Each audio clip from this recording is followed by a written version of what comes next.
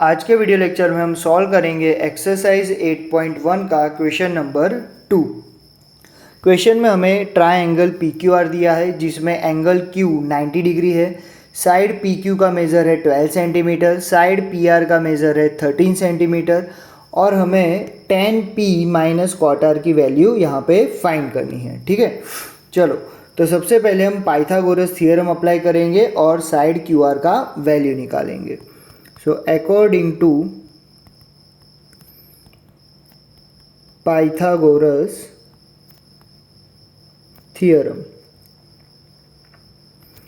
हमारी जो फिगर है उसके ऊपर से पाइथागोरस थ्योरम का फॉर्मूला क्या बनेगा, P R square is equal to P Q square plus Q R square. अब पी आर का हमारा वैल्यू कितना है 13, so it will be 13 square is equal to P Q की हमारी वैल्यू कितनी है 12 centimetre. 13 square is equal to 12 square plus Q R square.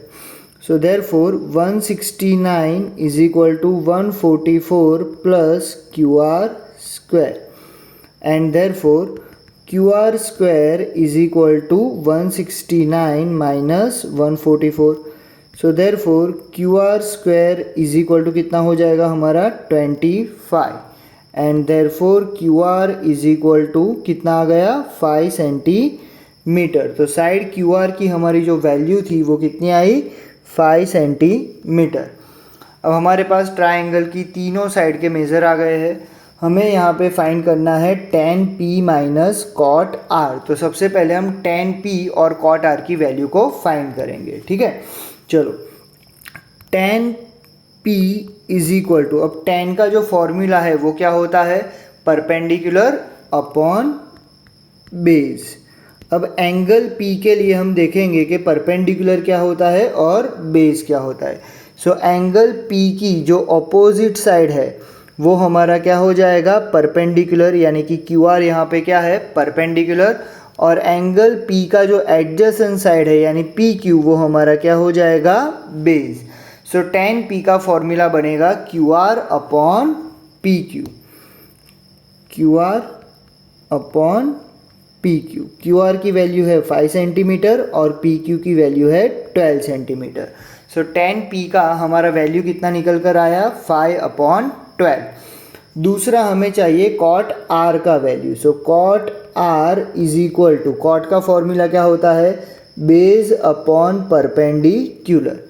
चलो अब हम एंगल R के लिए देखेंगे कि बेस क्या है और परपेंडिकुलर क्या है।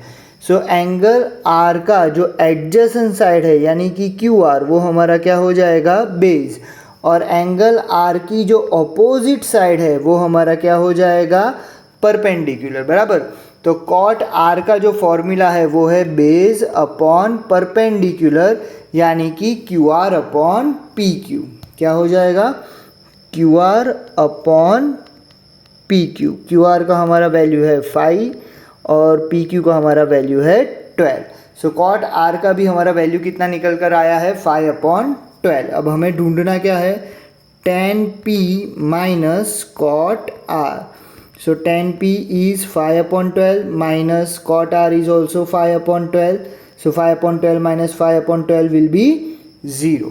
आई होप आपको क्वेश्चन समझ में आ गया होगा। अगर कोई भी डाउट है तो आप मुझे कमेंट सेक्शन में बता सकते हैं।